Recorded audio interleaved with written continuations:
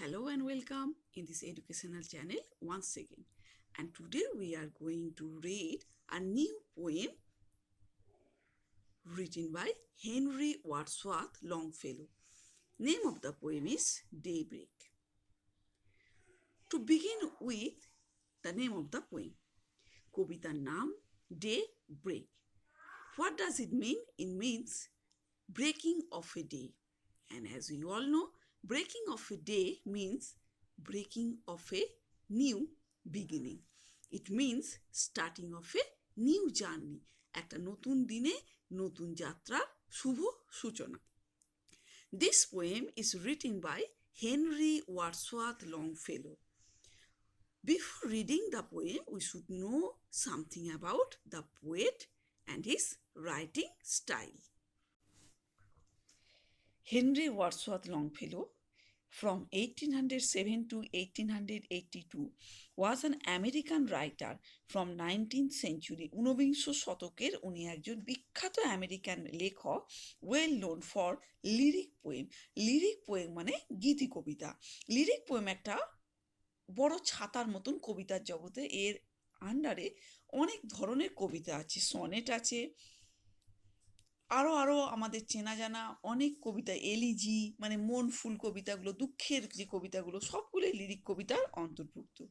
A few of his famous works are voices of the night, ballads and other poems, the songs of Hiawatha, etcetera. To know something about this poem is written in rhyming couplets. Couplet মানে হলো a stanza of 2 lines with a particular rhyme scheme. একটা নির্দিষ্ট ছন্দযুক্ত 2 লাইনের দুটো line, তাকে বলা হয় couplet. Continuing for 9 lines, তার মানে 9 into 2, 80 লাইন্স জুড়ে এই রাইমিং কাপলেটটা গেছে. Longfellow traces the journey of the wind as it passes over land and ocean. Longfellow trace করা মানে চিহ্নিত করেছেন the journey of the wind, বাতাসের যে যাত্রাপথ, অ্যাজ ইট পাসেস ওভার, যেমন করে এটা অতিক্রম করে যাচ্ছে, ল্যান্ড অ্যান্ড ওশান, স্থলভূমি এবং মহাসমুদ্র. আশারিং ইন মানে রেইনিং ইন, বৃষ্টির মতো ঝরে পড়ছে. Fresh lively activities with daybreak, এবং এটা কি আনছে আমাদের জন্য? ফ্রেশ মানে তরতাজা, লাইভলি অ্যাক্টিভিটিস নানা রকম কাজকর্ম, উইথ ডে ব্রেক দিন শুরু হওয়ার সময়. A wind came up out of the sea, একটা বাতাস উড়ে এলো সমুদ্রের উপর থেকে. The wind arises from the sea and said, o mist make room for me. That is, তার মানে হলো, ও মিস্ট কুয়াশারা, মেক রুম ফর মি, আমার জন্য জায়গা করে দাও. Give me some space, I will blow through you and erase the mist. কুয়াশার ভেতর দিয়ে বয়ে গিয়ে আমি কুয়াশাকে দূর করে দেবো. কেন? Because a new day has arrived, a new dawn has arrived. It hailed the ships and cried sail on, এটা হেল্ড দ্য শিপস, জাহাজগুলোকে সম্ভাষণ জানালো. Greeted, hailed mean greeted, and cried চিৎকার করে বলল, সেল অন বয়ে চলো. ম্যারিনার্স, এটা একটা সম্ভাষণ সূচক শব্দ. ওহে mariner, mariners means sailors of the ships. The night is gone, রাত্রি কেটে গেছে. The night is the past night here, আগের রাত্রি. Today is the new dawn with a new beginning and with new ray of hope. আমরা যদি কবিতাটা ভালো করে লক্ষ্য করি তাহলে দেখব গোটা কবিতাটার মধ্যে উইন্ডের যে চলাফেরা সেটা যেমন পোয়েট বর্ণনা করেছেন, ডেসক্রাইব করেছেন, তেমনি উনি কবিতার মধ্যে একটা ব্রিজি স্টাইল, তার মানে কি বাতাস বয়ে যাচ্ছে, ঠিক সেরকমই একটা যেন হাওয়া বয়ে যাওয়ার মতো কবিতার মধ্যে একটা ছন্দ রেখেছেন. and hurried landward far away, তারপর বাতাস ছুটে গেল জলভাগ পেরিয়ে স্থলভাগের মধ্যে. ল্যান্ড ওয়ার্ড মানে towards the land, far away অনেক অনেক দূরে. ক্রাইং চিৎকার করে, শাউটিং অ্যাওয়েক জেগে ওঠো, ইট ইজ দ্য ডে দিন এসে গেছে, day is the time for activity, night is the time for taking rest. তারপর কোথায় গেল, একটার পর একটা জায়গা দিয়ে সে প্রবাহিত হচ্ছে, and as the wind blows it calls upon different agents, it said unto the forest, এটা জঙ্গলকে বলল, সাউট চিৎকার করো, hang all your leafy banners out, hang মানে ঝুলিয়ে দাও, all your leafy banners, banner মানে হলো ফ্ল্যাগ, ফেস্টুনস, লিফি, লিফি মানে made from or made of leave, পাতা দিয়ে তৈরি করা হয়েছে, made from leaves, hang out মানে ঝুলিয়ে দাও। কেন ঝুলিয়ে দাও না, ব্যানার ঝুলিয়ে আমরা সাধারণত কী করি, we should greet something, we greet anybody, any eminent person, এখানে এমিনেন্ট পার্সনকে day, breaking of a new day, সেইটাকে স্বাগত জানাতে বলছি। It touch the wood birds folded wing, এটা স্পর্শ করলো উড বার্ডের মানে উডপেকারের ফোল্ডেড উইং, ফোল্ডেড মানে ভাঁজ করা, উইং, কেন ভাঁজ করা, because the bird was in rest, the bird was taking rest, পাখিটা বিশ্রাম নিচ্ছিল। তাকে এই উডবার্ডকে অনেকে জঙ্গলের পাখি বলেও বর্ণনা করেছেন। যাই হোক, ইট টাচ দ্য উডবার্ডস ফোল্ডেড, ভাঁজ করা, রেস্ট নেওয়া যে উইংগুলো সেগুলোকে স্পর্শ করলো, তার মধ্যে বাতাস এসে লাগলো, অ্যান্ড সেড বললো, o bird awake and sing, arise from your sleep and sing, গান গাইতে শুরু করো, and over the farms, o chanticleer, chanticleer মানে রুস্টার মানে মোরগ, যে মোরগ ফার্মে থাকে এবং সকালবেলা সবাইকে ডেকে দেয়, your clarion blow, the day is near, clarion, clarion মানে সুস্পষ্ট ডাক, সুস্পষ্ট উচ্চারণ, যুদ্ধের যে ডাক তাকে ক্ল্যারিয়ন কল বলা হয়। Blow your clarion blow means blow your clarion call, the day is near, দিন আসার সময় হয়ে গেছে, প্রাতঃকাল এসে গেছে।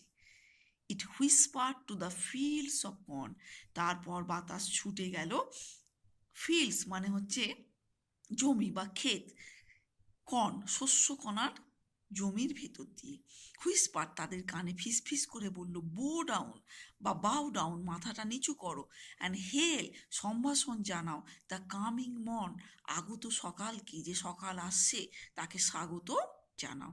তার মানে the whole poem is the celebration of coming of আর নিউ মর্নিং। কবি এখানে বাতাসকে, একটা ন্যাচারাল এজেন্টকে তিনি যেন সম্ভাষণের দূত হিসাবে রেখেছে, যে গিয়ে বাকিদেরও ডেকে তুলছে, জানিয়ে দিচ্ছে যে দিন আগত, তাকে সম্ভাষণ জানাতে হবে।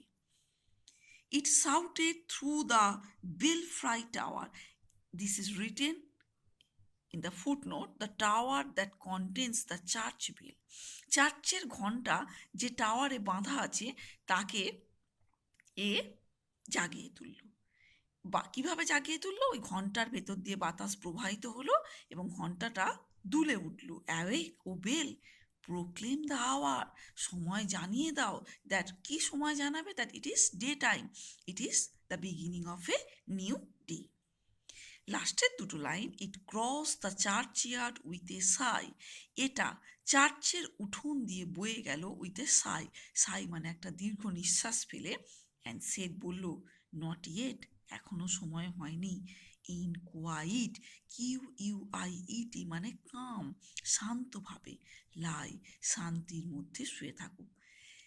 নাও ইউ ক্যান আস্ক মি, লাস্টের লাইনে কেন বলছে, আমরা বুঝতে পারছি বাতাস বয়ে যাচ্ছে চার্চ ইয়ার্ডের ভেতর থেকে, সিমেট্রি, যেখানে কি থাকে, চার্চের উঠোনে সমাধিস্থ করা থাকে খ্রিশ্চিয়ান রিলিজিয়ান ধর্মাবলম্বী পিপিলদের, সেখানে গিয়ে একটা দীর্ঘ নিঃশ্বাস ফেললো, তাদেরকে সে উইথ এ রে অফ হোপ জাগাতে পারছে না অ্যাট দিস মোমেন্ট, এবং কি বলছে, নট ইয়েট, এখনো সময় হয়নি, ইন কোয়াইট লাই, শুয়ে থাকো শান্তিতে।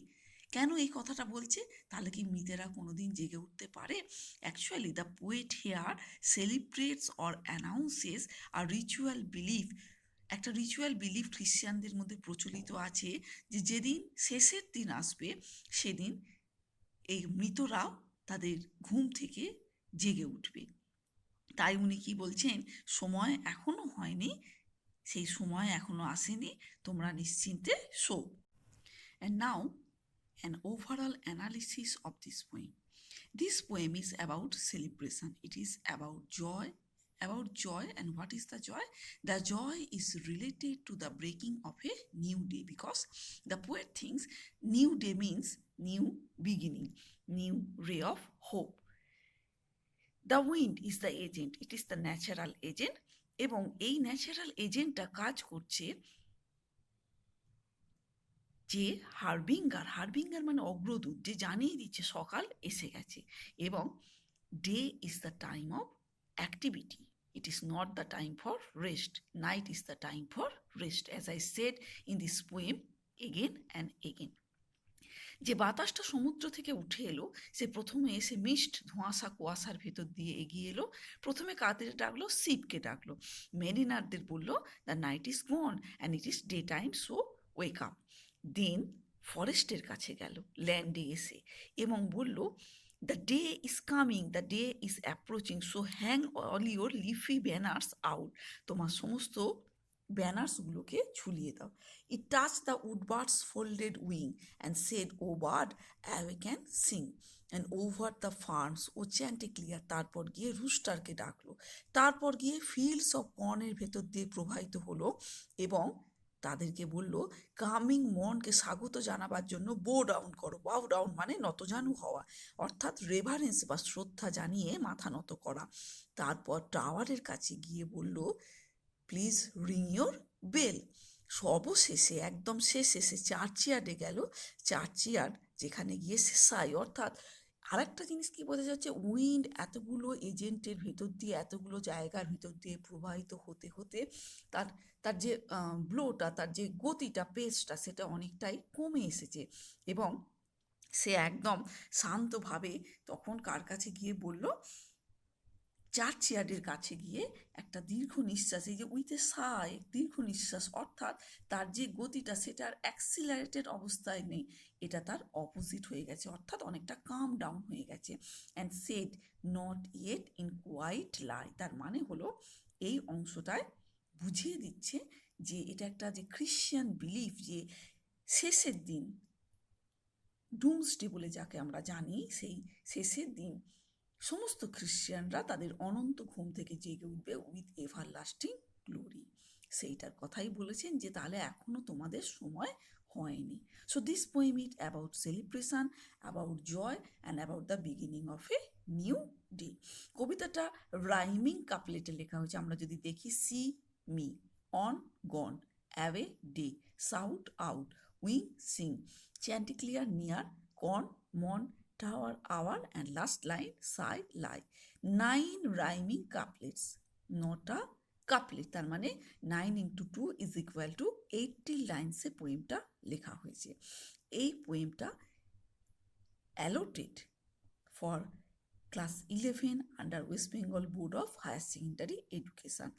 এখান থেকে যে যে কোশ্চেনগুলো মেনলি আসে, describe the activity of the wind throughout the poem, and তো এটা করতে গেলে আমাদের যেটা করতে হবে, we have to read the summary and prepare a summary. So I think I have been able to discuss the poem more or less for your convenience, for your advantage.